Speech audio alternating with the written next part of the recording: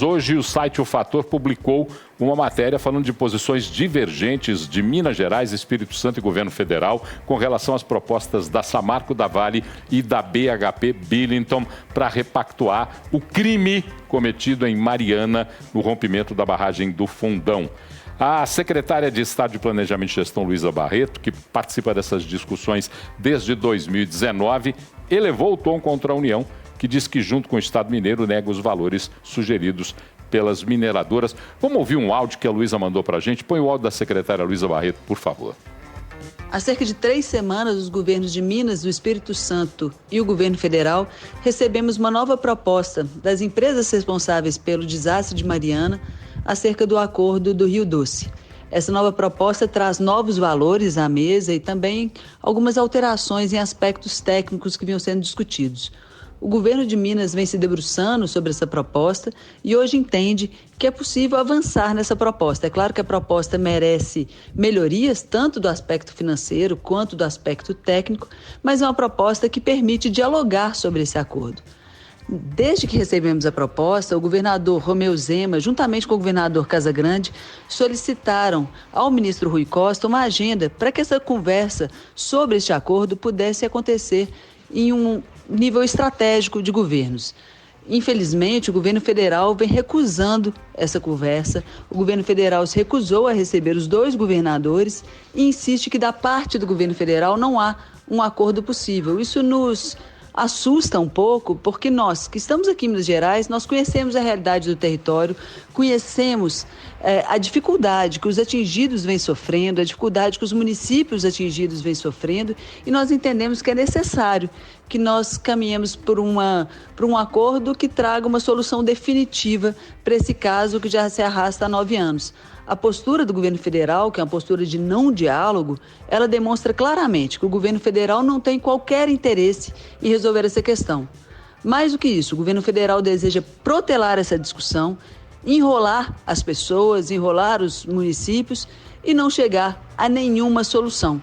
E essa não é a postura do governo de Minas. O governo de Minas deseja solucionar essa questão, trazer uma resposta definitiva para o caso do Rio Doce, e é isso que nós estamos buscando.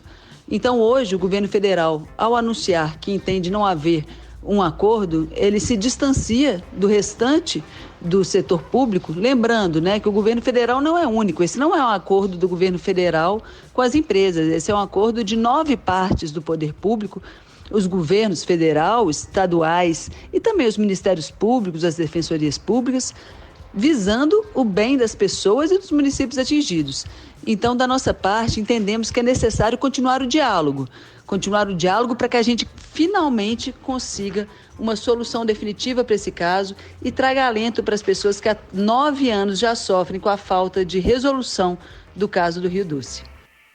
Tá aí, essa é a posição da secretária Luísa Barreto. Hoje nós estávamos mais cedo conversando sobre esse caso, aí entrou a matéria do Fator, que coloca uma luz sobre essa questão. Eu vou emendar aqui uma outra questão para a gente falar de tudo, desse espúrio acordo de Mariana, porque tem aí um tal de Frei Felipe Neves Machado, que atuou como perito na ação civil pública referente ao desastre da barragem do Fundão em Mariana, e perdeu aí um recurso, uma ação, uma demanda contra a Samarco, e ele vai ter que devolver aos cofres públicos 2 milhões de reais recebidos nessa brincadeira. Olha como é que essa história de Mariana é uma história confusa. E sabe por que ela é confusa? Porque o senhor governador de Minas Gerais, o pior governador da história de Minas Gerais, o senhor Fernando da Mata Pimentel, e a senhora presidente da República à época, Dilma Rousseff, fugiram das suas responsabilidades e fizeram um acordo miserável de fundo de gaveta com a Samarco para poder dizer que faziam alguma coisa negociando direto com a empresa. E também fizeram todo o esforço para que tudo que fosse julgado saísse da Justiça de Minas Gerais e fosse para a Justiça Federal, onde está parado, onde ninguém faz nada. E aí agora o governo federal, do mesmo partido do senhor Fernando da Mata Pimentel, do mesmo partido da senhora Dilma Vana Rousseff, fazem a mesma coisa. Ignoram Minas Gerais, esquecem Minas Gerais. Kertzmann, por favor.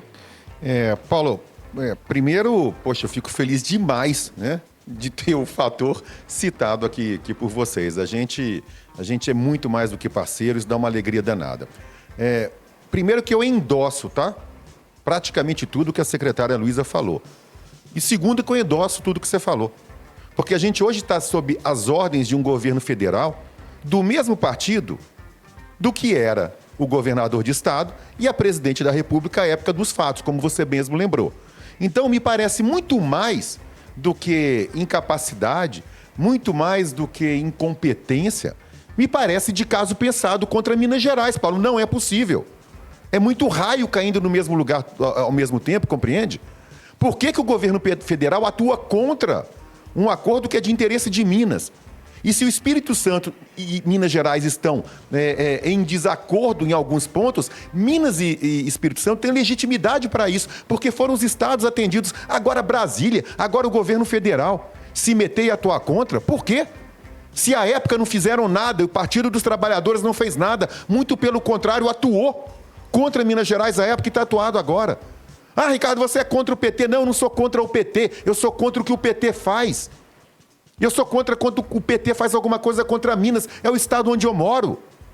Já com relação a esse picareta, esse Frei aí, porque é um picareta. Neves Machado. Em brilhante reportagem do passado, do Lucas Ragazzi, que é meu sócio no site, no Fator, ele já apontou isso aí, foi uma matéria investigativa brilhante, apontando quem é esse picareta aí. E o que aconteceu agora, Paulo, é que esse picareta foi condenado a devolver os 2 milhões que ele recebeu, e aí eu custo, meu Deus do céu, acreditar que empresas desse tamanho não viram, fiscalizaram, que tudo que esse falso Frei, esse cara era perito, não é possível que não fiscalizaram quem era esse cara antes de contratar e pagar 2 milhões de reais para ele. Me permita entrar nessa discussão, porque empresas desse porte e tamanho que o senhor está falando, senhor Ricardo, construíram uma armadilha espúria chamada Fundação Renova. Então, empresas desse porte são useiras e vezeiras em cometer besteiras e idiotices que são besteiras e idiotices favoráveis às suas posições. Então, aí, o falso Frei, ele entrou com um mandado de segurança para não ter que devolver o dinheiro recebido indevidamente, e esse mandado de segurança hoje foi julgado improcedente, ele vai ter que devolver. Agora, a dúvida é, será que ele está com esse dinheiro ainda? Será que ele vai devolver? Figueroa, apanhado geral sobre esse tema, acordo de Mariana, um absurdo, a gente sempre discute sobre isso. O que as mineradoras estão oferecendo é muito maior do que foi ofertado à época, muito menor do que se calculam os danos. Lembrando que, em número de mortes, Mariana é menor, e aqui eu não quero comparar, porque comparar mortes, perda de vidas, não dá para a gente comparar em hipótese alguma. Mas em Mariana foram 19 mortes contra 272 em Brumadinho, no Córrego do Feijão.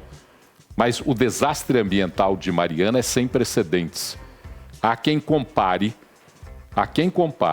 o desastre ambiental de Mariana com o vazamento de óleo no Golfo do México, com a mesma proporção de dano ambiental causado. E há quem diga até que o crime de Mariana, eu falei desastre, me desculpe, o crime de Mariana é maior em dano ao ambiente do que foi o vazamento de óleo no Golfo do México. Queria a sua opinião. Paulo, sobre o falso Frei aí, eu acompanho o Ricardo, não vou nem comentar sobre isso porque ele está coberto de razão. Agora, sobre tudo isso do que a secretária Luísa falou, inclusive pelo brilhante trabalho que ela desenvolveu no caso de Brumadinho, ela está coberta de razão. Porém, Paulo, eu deixo aqui uma reflexão que eu acho que é importante a gente também discutir, porque o governador do Espírito Santo, Renato Casagrande, se dizia aliado, do governador de Minas, do governo de Minas, e ele se manifestou junto com a União. O que será que por trás tem nessa relação dele com a União? Até porque, Paulo, o que a gente evidencia dessa situação é toda uma questão política, partidária, ideológica, para não colocar Minas Gerais na mesa de discussão, porque Minas tem uma maior quantidade de municípios. Pode ser que até que essas alegações de falar que está aumentando o dinheiro, reduzindo as obrigações da empresa, pode ser uma questão até técnica, mas a gente sabe que não é a técnica que eles estão querendo discutir. Eles estão querendo realmente isolar Minas Gerais. Agora, Por que o governador Renato Casagrande se posicionou junto com a União? Perguntas que ficam no ar, né, Paulo? Se não tem interesse político por trás disso, eu não sei o que há, meu amigo Gustavo Figueiredo. Estamos indo para o intervalo, deixa eu falar aqui com mais pessoas que estão conversando com a gente. Heitor Sinel de Poços de Caldas disse que concorda quando falo que Fernando Pimentel foi o pior governador de Minas em todos os tempos. Eu não tenho dúvida disso. Aliás, eu gostaria tanto que ele se enraivecesse quando eu falo isso e viesse a público conversar comigo, porque eu tenho tanta coisa para contar para esse senhor, tanta coisa que eu apurei, que divulguei, quando ele era o pior governador de Minas Gerais, quando ele levou esse estado à falência, com a concordância de muitos grupos políticos fortes nesse estado. Então eu tenho tranquilidade para dizer que o senhor Fernando da Mata Pimentel foi o pior governador de Minas Gerais. E gostaria muito que ele me processasse, ficasse bravo, não, mas ele sabe que ele é o pior governador de Minas Gerais, então ele não vai fazer nada.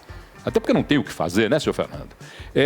Zé Geraldo de Lavras, boa noite, vocês são ótimos, muito obrigado. A Mara diz, gosto muito do programa, são transparentes e sinceros, obrigado, ela é de Varginha.